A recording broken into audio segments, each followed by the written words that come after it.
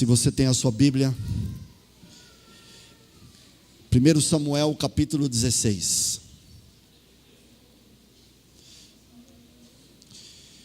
1 Samuel capítulo 16, texto central para a mensagem dessa manhã.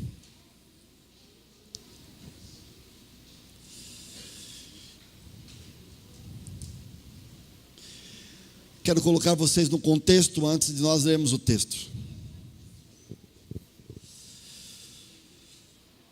Capítulo 1, capítulo 2 de Gênesis, nós temos a descrição da criação do ser humano.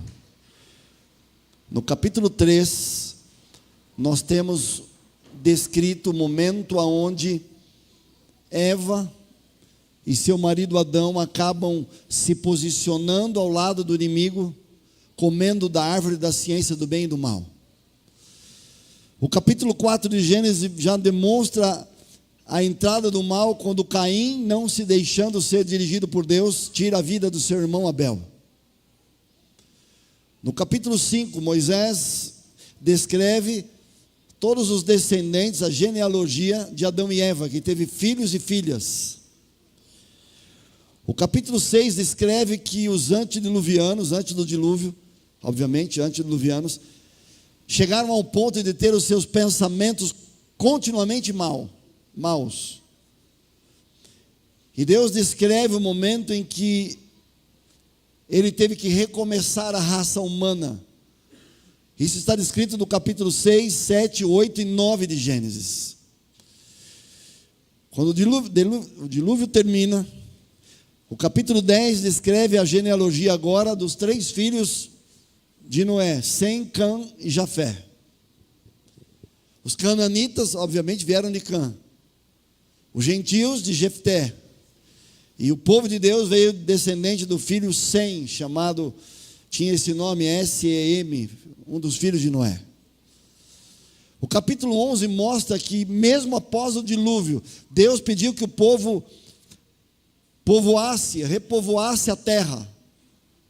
Mas o povo construiu uma torre, que conhecemos como Torre de Babel, aonde os homens não quiseram fazer a vontade de Deus, e ali entenderam que Deus poderia mandar um dilúvio de novo, e estavam, ao construírem a torre, tendo uma postura de rebeldia para com Deus, tentando fazer uma torre que pudesse passar a uma altura onde o dilúvio não os atingiria mais, mas Deus havia prometido que isso não aconteceria. Então Deus chama Abraão. A história de Abraão inicialmente Abraão é citado no capítulo 11, mas a sua história vai do capítulo 12 em diante. E do 12 ao capítulo 50 de Gênesis, temos a história de Abraão, de Isaac, de Jacó e de José. Quando José morre, o povo de Deus passam por momentos difíceis no Egito. O faraó novo que entra e que não conhecia José, ficou com medo da nação de Israel crescer e poder se voltar contra eles. Então houve uma ordem do rei para que se matassem todas as crianças do sexo masculino, para que pudesse, de alguma forma, o faraó pudesse controlar aquilo que ele temia que acontecesse. Mas Deus tinha um plano, e Ele preserva uma criança que depois foi chamado de Moisés, saído das águas. Moisés viveu 120 anos, 40 anos no Egito, 40 anos no deserto de Midian, aonde ali ele escreve o livro de Gênesis, e os últimos 40 anos tirando o povo de Deus da escravidão do Egito. Com 120 anos, o povo já está liberto, as pragas do Egito haviam caído, os soldados que perseguiram Israel haviam morrido no Mar Vermelho, e agora Moisés está para entrar na terra prometida. É só atravessar o Rio Jordão. Eles teriam que enfrentar as nações que já não tinham mais Deus no coração, e a primeira cidade era Jericó. Só que antes de atravessar o Jordão, Deus chama Moisés. No último capítulo do livro de Deuteronômio, Gênesis, Êxodo, Levíticos, Números, Deuteronômio. No último capítulo, Moisés morre. E quando Moisés morre, quem toma o comando da nação? Josué. Aí temos o 6º livro do Antigo Testamento. Josué era o servidor, o servo, o amigo de Moisés. Deus pede para Moisés passar o comando para Josué. E Josué, então, começa a levar a nação na direção de entrar na terra prometida e vencer as nações que já não tinham mais Deus nenhum segundo no coração. Moisés morre e Josué passa com o povo o Rio Jordão. E Josué, durante sua vida inteira, foi fiel a Deus. E usado por Deus, ele venceu a maioria das nações que estavam ali. E o povo de Deus, então, herda a terra que já era deles, que havia sido deixada por um período de ser. Mas agora eles retomam aquelas terras e o povo de Deus fica ali. Só que Josué envelheceu. E ao envelhecer, os anciãos que estavam com ele, ao morrer Josué, ao morrer os anciãos, a Bíblia entra no período que nós chamamos de Juízes, que é o 7º livro do Antigo Testamento. Os juízes eram homens, podiam ser mulheres também, e algumas vezes eram. Débora, por exemplo, eram pessoas que, dirigidas por Deus, procuraram levar a nação ou manter a nação nos caminhos de Deus. Mas quando morria um juiz, até surgir um outro juiz, o livro de Juízes assustadoramente diz que o povo fazia aquilo que eles queriam fazer, aquilo que eles achavam certo. E o povo mais uma vez começou a ter altos e baixos. Sansão foi um juiz. O último juiz, que foi profeta também, e que foi sacerdote também, foi Samuel. E aí entramos no livro de Samuel. Samuel foi um filho que nasceu como resultado da oração da sua mãe, que não conseguia ter filhos. A sua mãe orou, foi ao santuário, orou, pediu para Deus para ter um filho. Ela se sentia amaldiçoada por não ter um filho. E ela prometeu que se ela tivesse um filho, o seu primeiro filho seria totalmente dedicado a Deus. E assim nasceu Samuel. Samuel foi um dos maiores homens da história desse planeta. Um dos maiores servos de Deus, um dos maiores profetas, sacerdote, juiz. Um homem que você não encontra nenhum registro negativo da sua vida. Só que apesar de Samuel ter cumprido, inclusive a sua função de colocar os filhos nos caminhos de Deus, os filhos não se deixaram ser conduzidos por Deus. E quando Samuel já estava ficando idoso, o povo chama Samuel e diz assim: Samuel, você foi um homem de Deus, nós não temos nada contra você, mas os seus filhos não andam com Deus como você anda. Então, ao você morrer, você já está idoso, você precisa deixar a nação com segurança. Então nós estamos pedindo para você que você institua diante de Deus para nós um rei humano. E Samuel argumentou, obviamente, porque Deus era o rei, Deus os dirigia através de Samuel. Mas o povo queria ser parecido com as outras nações, e as outras nações tinham reis. Então Deus tem um diálogo com Samuel, e diz assim: Samuel, eles não estão recusando você, eles estão recusando a mim. Eles querem um rei, então eu darei um rei para eles. Só que quando Deus escolhe o primeiro rei, Deus escolhe um rei que tivesse as características que ele entendia que o povo ia gostar. Ele escolhe o rei Saul. Saul era uma pessoa que se destacava entre a nação inteira. Ele era mais alto que todos. Ele era forte, boa aparência. Alguém que realmente parecia ser um rei. E Deus então escolhe Saul para ser o líder da nação agora. E Saul, inicialmente, ao ser escolhido, demonstrou uma humildade fora do comum. Ele disse: eu vou ser escolhido, sou da tribo de Benjamim, sou da menor família, e quem sou eu para ser rei de Israel? Mas, queridos, se há algo que abre a porta da vida para que haja vitórias, crescimento, resultados maravilhosos na vida, é a humildade diante de Deus. O orgulho é a tola ideia que podemos viver sem Deus.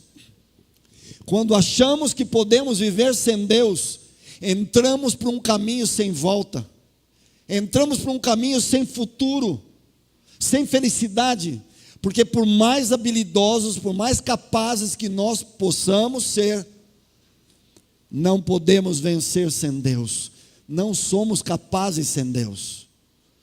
Inicialmente Saul tinha um coração aberto para Deus, mas progressivamente, e especialmente em momentos difíceis, em momentos que a pressão vinha, em momentos que decisões deveriam ser tomadas, ao invés de Saul buscar Samuel, depender de Deus, ele tomou as decisões sozinho. E ao tomar as decisões sozinho, uma após a outra, Saul foi cometendo erros, Saul foi desobedecendo a Deus, a tal ponto que uma das últimas cenas de Saul foi consultar a pitonisa de Endor, uma mulher que consultava, não existiam, mas ela consultava espíritos, e esses espíritos não eram espíritos de seres humanos, a Bíblia deixa claro isso. Saul foi consultar uma médium, uma pitonisa, para tentar entender qual seria o seu futuro. Olhem para mim um minuto, preste atenção em um detalhe. Saul, no início da sua vida, tinha uma vida extraordinária, humilde, se deixava ser dirigido por Deus, e constantemente Samuel, usado por Deus, orientava Saul no caminho que ele tinha que andar. O futuro estava diante de Saul. Mas por que Saul não se preocupava com o futuro inicialmente? Porque ele sabia que Deus estava com ele no presente. Queridos, quando Deus está conosco no presente, é a garantia, é a certeza de que o futuro ocorrerá da melhor forma para nós. Quantas pessoas ainda hoje, muitos, milhares, se não bilhões de pessoas, tentam buscar, através de outros seres humanos, que se dizem capazes de revelar o futuro. Quantas pessoas, milhões e milhares de pessoas, buscam seres humanos para tentar dizer para eles qual será o seu futuro, com quem vão se casar, como será a sua vida, a sua saúde, a sua vida econômica, profissional. O ser humano tem medo do futuro. O ser humano não sabe lidar com o futuro, com o desconhecido. E muitas vezes tenta de todas as formas achar um caminho que lhe revele aquilo que irá acontecer. Mas Saul, ao se deixar ser levado pelo orgulho, perdeu a noção da sua realidade, perdeu a noção em relação àquilo que iria acontecer. Queridos, escuta o que eu vou te dizer. Nada temos a temer em relação ao futuro, diz a escritora Ellen White, a menos que nos esqueçamos daquilo que Deus fez por nós. O nosso futuro não precisa ser detalhado para termos segurança, para termos paz, para termos sentido para a vida. O futuro nosso é garantido quando nós andamos com aquele Deus, com o nosso Deus Criador, que sabe todas as coisas, e que fará por nós e através de nós, coisas extraordinárias para que o futuro seja um futuro feliz. Deus nunca prometeu que nós não andaríamos pelo vale da sombra e da morte, como diz Davi no Salmo 23.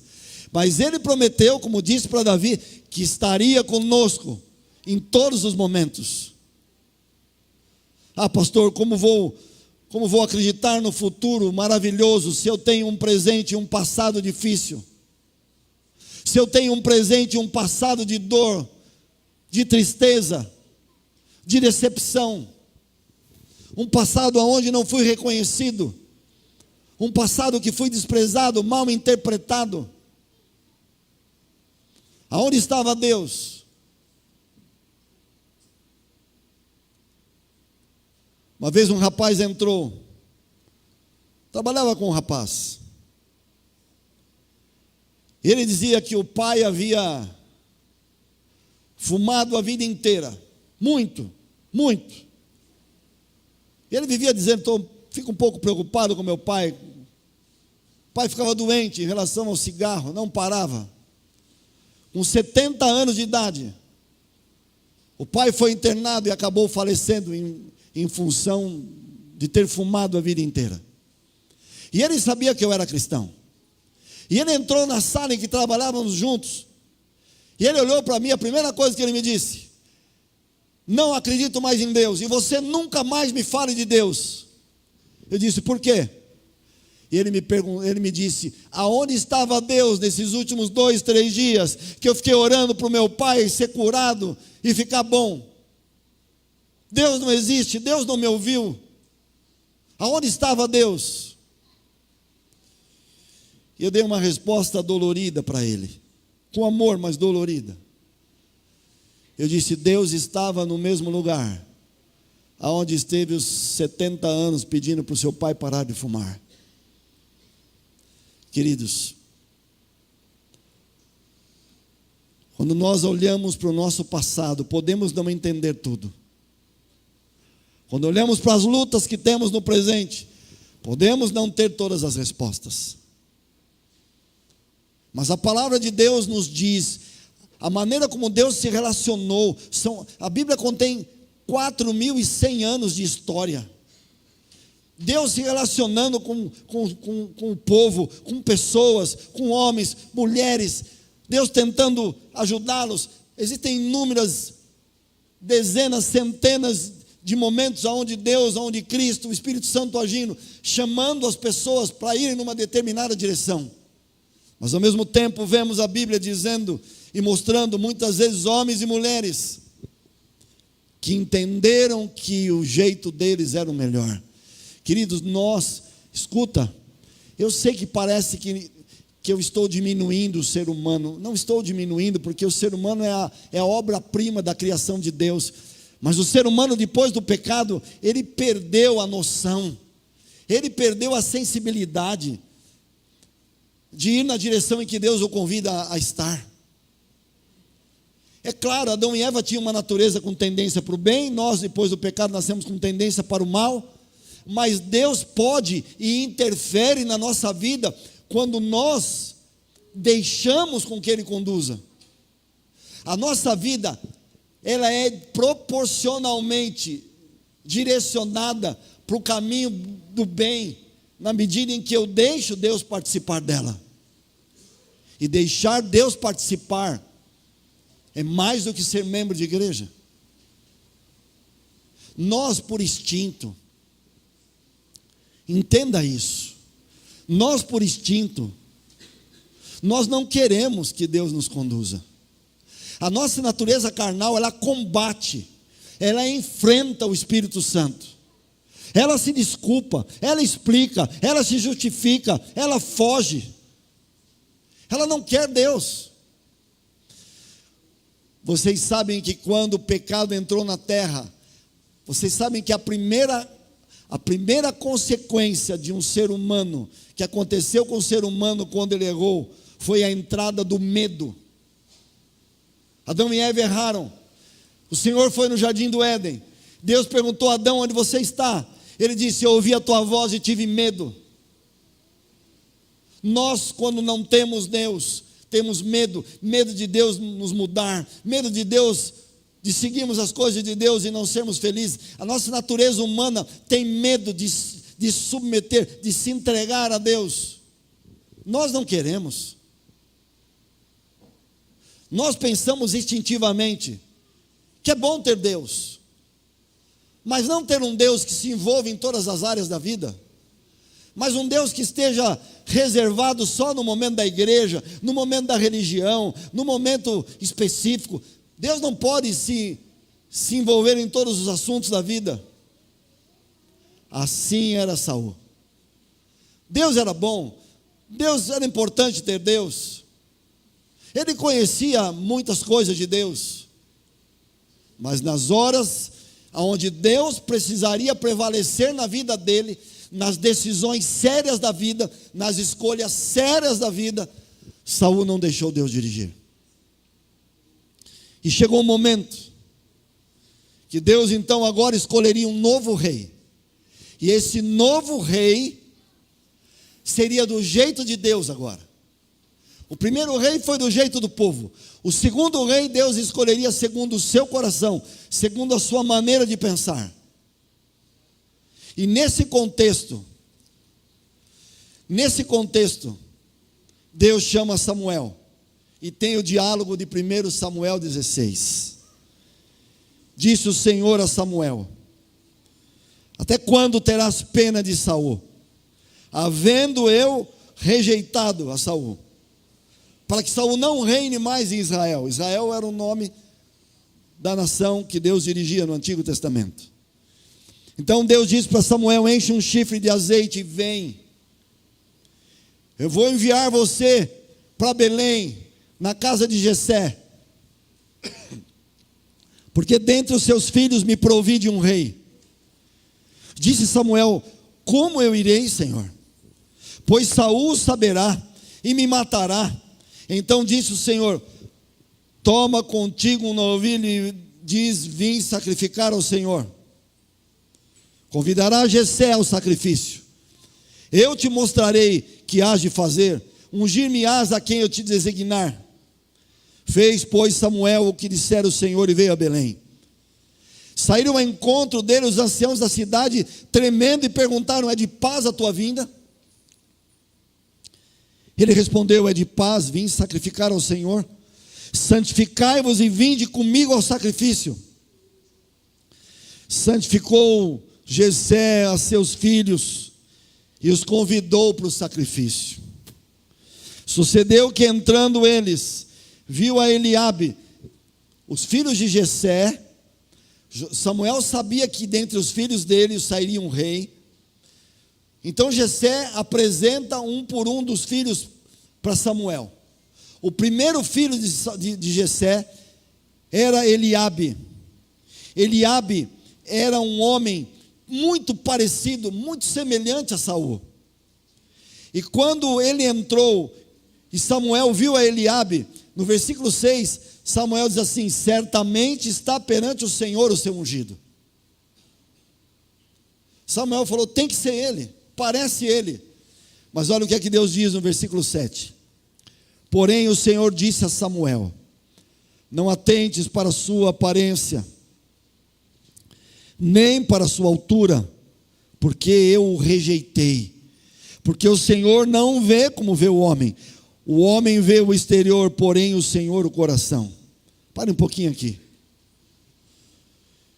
Deus está dizendo que a nossa aparência não tem importância. Deus não está dizendo isso. A nossa aparência é aquilo que as pessoas veem, é aquilo que primariamente é visto pelos outros. Quer queiramos ou não, vivemos num mundo onde a nossa carta de apresentação inicial é a maneira como somos, como nos vestimos, a maneira como nós falamos, o nosso vocabulário, a nossa educação, a nossa gentileza, a nossa amabilidade. Isso é visto primeiro. As pessoas não conseguem ler o nosso coração, só Deus consegue ler nossa mente. Deus não está dizendo que a aparência não tem a importância, aquilo que as pessoas veem em nós. Mas Ele está dizendo que a aparência, sem ter um coração e uma mente humilde, não vale muito. Qual o sucesso, até onde um ser humano com uma aparência extraordinária pode chegar? Talvez a ter fama, talvez receber aplausos, Talvez se tornar um grande ator de cinema. Talvez ser desejado pelo sexo oposto, elogiado. Talvez saindo na internet ou em revistas, em programas de TV. Talvez ganhar dinheiro pela aparência que tem. A aparência pode trazer muitas coisas. Mas a aparência sem Deus, o que é visto por fora sem Deus no coração, não vale o quanto poderia valer. Pode ter o seu lugar.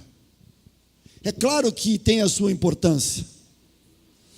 Mas o que adianta o sucesso sem ter paz no coração? O que adianta a fama sem ter sentido para a vida? O que adianta ter dinheiro quando eu me deito à noite para dormir e não durmo? O que adianta ter milhares de seguidores quando o ser humano entra no quarto para dormir e não sabe de onde veio nem para onde vai, não tem Deus, não sabe o que vai acontecer depois da morte, não tem noção do caminho que deve seguir para poder ter uma existência com significado, vive por viver, empurra a vida. A vida é vivida só com momentos de prazer, e Deus tem muito mais para você e para mim do que termos somente momentos de prazer. Deus nos dá e nos proporciona prazer, sim, mas prazeres que duram, prazeres que constroem, não prazeres em si, com um fim em si mesmo, que você tem o prazer e depois do prazer satisfeito, você sente um nada, sente um lixo. Entendem isso? Deus olha e diz: Samuel, eu não vejo como vejo o homem. Quando Deus olha para o teu coração e para o meu coração, Ele consegue entender aonde Ele, ao nos influenciar, Ele poderá nos levar. Ele olha a nossa mente, Ele lê, Ele conhece nossa herança genética, Ele sabe tudo em nós, e Ele consegue projetar nosso futuro. Quantas vezes Deus chamou homens e mulheres que aos olhos humanos não tinham aparentemente qualidades, mas Deus conseguia enxergar nessas pessoas um coração, uma mente, que Ele poderia conduzir, e Deus consegue projetar o futuro, sabendo quando uma pessoa se deixa levar por Ele, aonde Ele poderá levá-la. Não há limites para Deus agir no nosso coração. Não há limites para Deus conduzir nossa vida, quando nós deixamos Ele conduzir. Entendem isso? Mas o texto continua, versículo 8. Jessé então chama o seu segundo filho, Abinadab, e o fez passar diante de Samuel, o qual disse: nem a esse escolheu o Senhor. Então Jessé fez passar a Samá, e Deus falou: não é esse. Passou os seus 7 filhos, Samuel falou: não é esse. Então olhem agora, esse é o momento mais importante da mensagem. Samuel pergunta para Jessé: acabaram os teus filhos? Ele respondeu: olha, eu ainda tenho um filho que está lá apacentando as ovelhas. Samuel disse assim para Jessé: manda chamá-lo, pois não nos assentaremos à mesa sem que ele venha. Então mandou chamá-lo, fê-lo entrar. Davi era um menino, ele era ruivo, belo de olhos e aparência, era um menino. E disse o Senhor para Samuel: unge-o, porque este é o que eu escolhi. Samuel então unge com azeite no meio dos irmãos, e daquele dia em diante o Espírito do Senhor começou a dirigir a vida de Davi. Eu quero que você reflita comigo em alguns aspectos. Qual era o valor de Davi para o seu pai? Eu não consigo, obviamente, concluir que não havia valor nenhum. Eu não posso dizer que Jessé valorizava zero, não é? O seu filho Davi. Mas, queridos, um profeta estava vindo na casa de Jessé. Um período de comunhão seria realizado, um sacrifício para apontar e tipificar a Jesus que viria um dia, iria ser feito. Os irmãos todos estavam ali. Mas a consideração de Jessé para com seu filho Davi, deveria, se não fosse nenhuma, era muito pequena. Porque no momento tão importante quanto esse, da presença de Samuel, o pai só foi se lembrar do filho quando Samuel perguntou. Sabe uma coisa que me vem à mente? É que muitas vezes, escuta o que eu vou te dizer agora. Eu vou falar por mim, e você pode pensar e refletir na tua vida. Quantas vezes na minha vida, quantas vezes eu me senti um nada, zero, um grão de areia nesse mundo, uma poeira, uma formiga. Quantas vezes na vida? Quantas vezes dentro da minha casa? Uma vez morei numa casa que tinha um quarto, 2 beliches, eu, meu irmão, minha irmã e minha mãe, uma cozinha e um banheirinho. Os irmãos saíam para trabalhar, a mãe saía para trabalhar, eu ficava dentro de casa, trancado, me sentindo um nada, um ninguém, e pensava, quem sou eu? Mas minha mãe me havia me ensinado a falar com Deus, e a única coisa que eu tinha, e a melhor coisa que eu poderia ter era Deus. Não conhecia a Bíblia, não conhecia a palavra de Deus, e do meu jeito eu chorava, desde criança chorava, adolescência chorando, juventude chorava, sozinho, e perguntava para Deus, fazia minhas perguntas, a sensação de ter uma vida sem vida. Tinha minha mãe, meus irmãos, mas mal convivia com eles. Meus irmãos, eu mal convivi. Vocês sabem que desde os 3 anos meu pai havia ido embora de casa e ficava trancado dentro da minha casa.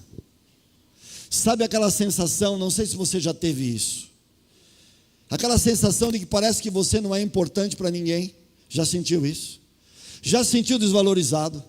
Alguém já foi promovido no seu emprego e você entendia que era você e você não foi? Já viu pessoas que têm uma condição melhor que você e você parece que diz, poxa, eu não sou ruim, essa pessoa é pior, por que ela é bem sucedida, eu não sou?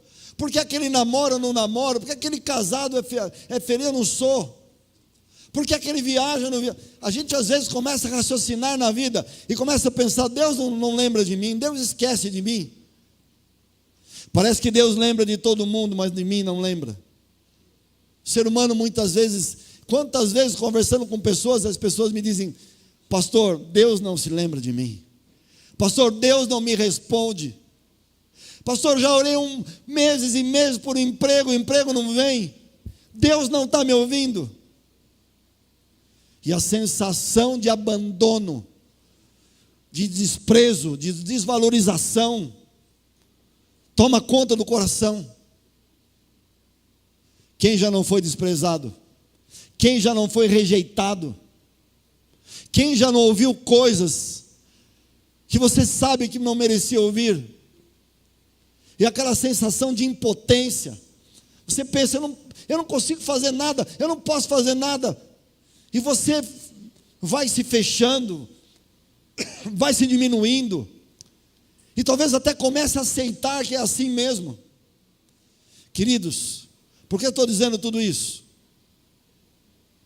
Porque quando Davi estava cuidando das ovelhas do pai dele, quando nem os irmãos nem o pai lembraram dele, naquele cenário, no meio das ovelhas, cheirando ovelha, dormindo ali no relento, talvez o sol durante o dia lhe castigando o corpo, a pele, à noite o frio, sozinho na solidão com aquelas ovelhas. Talvez nem Davi estivesse entendendo que Deus estava preparando ele para se tornar o maior rei de Israel.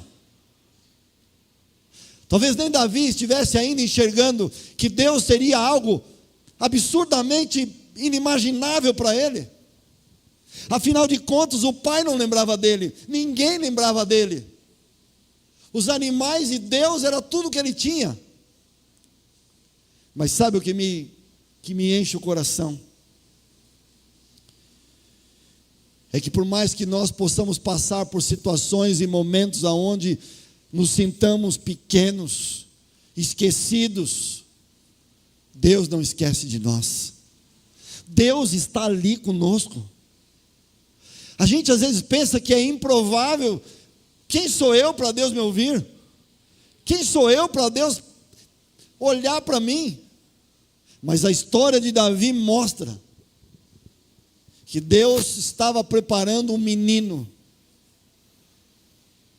para ser um dos maiores reis, apesar de Davi ter errado em alguns momentos da vida dele. Davi era o homem segundo o coração de Deus. O que é isso? Deus olhava para Davi e entendia que ele poderia conduzir Davi de uma forma que ele não pôde conduzir Saul.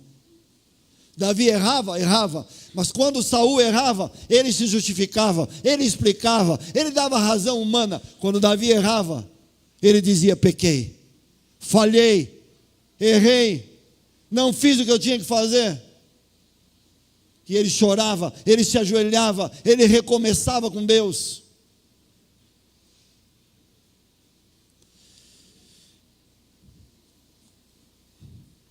Vou terminar com o último episódio conhecido para tirar uma lição. E a lição final. O exército dos filisteus estava enfrentando o exército de Israel. Na época dos reinos, algumas situações, para que duas nações, dois exércitos não lutassem entre si, um homem de cada exército era escolhido. E lutavam só os dois representantes de cada nação. Aquele que perdesse, faria com que o exército inteiro fosse subjugado pelo exército que ganhou através do representante dele. E essa foi a proposta dos filisteus. Chamaram Golias, um gigante, para representar os filisteus. E Golias começou, por muitos e muitos dias, a blasfemar sobre o Deus de Israel e sobre o povo de Israel, porque nenhum representante de Israel teve coragem de enfrentar Golias. Aos olhos humanos, Golias era um ser humano invencível. Desde novo, soldado, altura acima de todos, força, uma armadura impenetrável, capacete, escudo, espada. Aos olhos humanos, impossível de ser enfrentado. Mas ali estava, a cada dia Golias blasfemava mais. Por que blasfemava contra o Deus de Israel? Porque havia, a gente não vê isso de uma maneira geral, porque a gente não se atenta. Algumas pessoas falam para mim assim: religião, ninguém deve ficar falando de religião. Queridos, estude a história. Em todas as épocas, todas as nações tiveram os seus deuses. Querem ver um exemplo? Quando Nabucodonosor invade Judá, ele entra no templo de Deus, pega todos os utensílios da casa do Senhor e leva para dentro do templo do Deus dele, Marduk, para dizer o seguinte: o nosso Deus é mais forte que o Deus de vocês. Foi o nosso Deus que nos deu vitória sobre vocês. Era assim, sempre foi assim. E agora Golias, seguindo a mesma linha de raciocínio, dizia assim: esse Deus de vocês não é nada, o nosso Deus é. O Deus de vocês não consegue levantar um homem para me enfrentar. E ele ficava blasfemando. E Davi foi mandado pelo pai para levar alimento para os chefes do exército e para os seus irmãos. E quando Davi vê essa cena, ele ouve o que Golias fala, ele fica indignado. E ele faz uma pergunta que para ele era óbvia, mas para todos não era. Ele disse: como vocês estão deixando um homem desse blasfemar contra o Deus verdadeiro? E ele então toma a seguinte decisão: se não tem ninguém para enfrentar, eu vou enfrentar. E a notícia de que Davi se disponibilizou a enfrentar chega em Saul. E Saul chama Davi. E olha que interessante a conversa. Saul diz assim: Davi, Golias não é um simples soldado. Além de ser um gigante, etc, etc. Ele é um homem experiente em guerra. Você é um menino, você nunca lutou. Não tem como você vencer ele. E agora vem a lição. Davi chama Saul de lado e diz assim: Saul, quando eu era ainda mais novo, um leão veio tentar pegar uma das minhas ovelhas, e eu enfrentei o leão e o matei. Uma outra vez, um urso veio enfrentar a mim e pegar minhas ovelhas, eu o enfrentei e eu matei. Deus me deu a vitória sobre o leão, Deus me deu a vitória sobre o urso. E é esse mesmo Deus que vai me dar a vitória sobre esse incircunciso. Queridos, escuta o que eu vou te dizer agora. Qual foi o segredo de Davi? Por que, Lucas? Todos estavam olhando para o gigante e disseram: não tem jeito. Por que o menino, vamos pensar humanamente falando, por que um menino, que nem no exército estava, de tão novo que era, por que ele olhou para o gigante e entendeu que ele poderia vencer? Qual era a diferença? Ali estava o povo de Deus. Davi fazia parte do povo de Deus, porque ninguém do povo de Deus teve coragem. Por duas coisas. Primeira delas, quando Davi estava cuidando das ovelhas do pai de dia e de noite ao longo da vida, ele tinha uma vida com Deus. O Salmo 116, versículos 8 e 9, Davi fala assim: Senhor, obrigado por eu estar vivo, por me manter vivo, para que eu ande na tua presença, na terra dos viventes. O maior prazer de Davi era andar diante de Deus, era andar na presença de Deus, era depender de Deus, era passar tempo com Deus. Ele cuidava das ovelhas, mas ele dependia de Deus. Cada escolha, cada decisão, quando eu e você, independentemente de quem sejamos, independente da situação em que estejamos vivendo, dos desafios que estiverem à nossa frente, mesmo que nos olhemos e não enxerguemos nada de bom em nós, quando dependemos de Deus, os gigantes não serão nada. Deus nos dará a vitória sobre situações, sobre acontecimentos, sobre momentos de provação e tentação, que só Deus agindo em nós poderá nos dar. Davi olhou para o gigante com os olhos de Deus, com a ótica divina, e ao olhar para o gigante com a ótica divina, Davi não viu um gigante, porque perto de Deus, Golias poderia humanamente ser grande, mas aos olhos de Deus, Golias não era nada. Davi aprendeu a andar com Deus, e Davi teve experiências com Deus, porque ele sabia, ele olhava para a sua vida, e ele sabia que Deus havia estado com ele em momentos difíceis, como com o leão e com o urso, e Deus não o deixaria agora sozinho para enfrentar esse homem. Por isso, no último texto, quando Davi vai enfrentar Golias, olha a frase que ele disse, 1 Samuel 17, versículo 45, Davi, porém, disse ao filisteu: tu vens contra mim com espada e com lança, e com escudo, eu, porém, vou contra ti em nome do Senhor dos Exércitos. Eu vou contra ti, diante de ti, através de Deus na minha vida, esse Deus que você afrontou.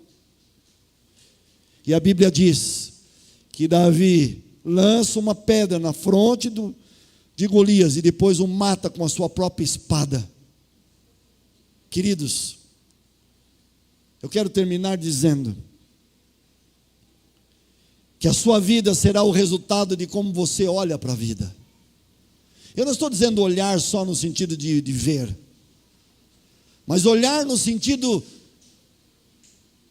de ser impactado de uma forma ou de outra por aquilo que você vê.